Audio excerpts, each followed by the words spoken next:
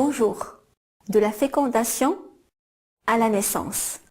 La naissance d'un bébé n'est possible que si l'ovule, gamète femelle produit par la femme, est fécondé par un spermatozoïde, gamète mâle produit par l'homme.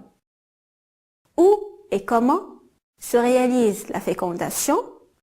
Comment le futur bébé se développe-t-il dans l'organisme maternel?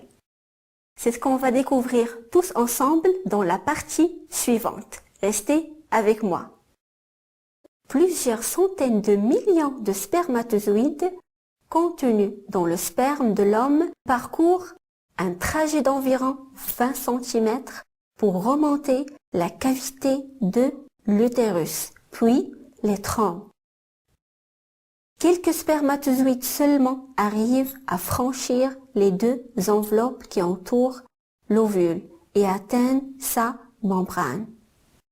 Un seul pénètre dans l'ovule car dès qu'il a franchi la membrane, celle-ci s'épaissit et empêche la pénétration de tout autre spermatozoïde.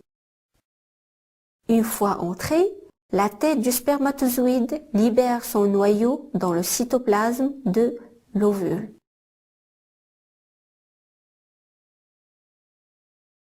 « 15 à 20 heures après la pénétration d'un spermatozoïde dans l'ovule, les noyaux de ces deux cellules fusionnent pour former la cellule œuf. C'est la fécondation.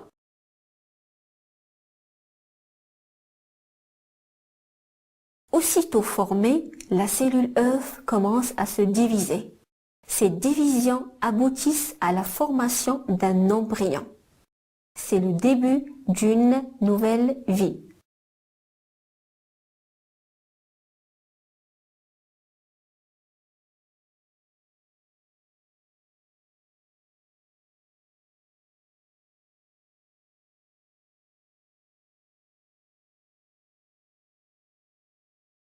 Environ 7 jours après la fécondation, l'embryon s'implante dans la muqueuse utérine. C'est la nidation. Au cours des 9 mois de grossesse, le futur bébé se développe dans l'utérus maternel. On distingue deux périodes. La phase embryonnaire, 2 mois environ, au cours de laquelle les différents organes se mettent en place.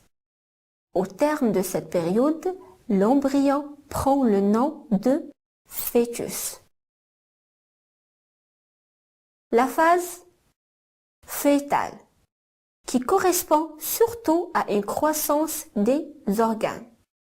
Le futur bébé est en relation avec sa mère par l'intermédiaire du placenta et du cordon ombilical. Le placenta, qui représente une grande surface richement vascularisée, permet les échanges entre le sang de la mère et celui du fœtus.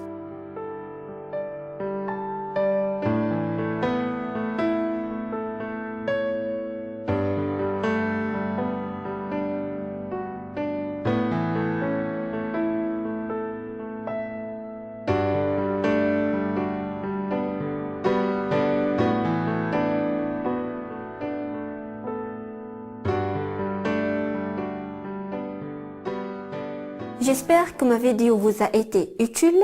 Pour plus d'informations et d'approfondissements, veuillez consulter les documents complémentaires relatifs à la reproduction humaine.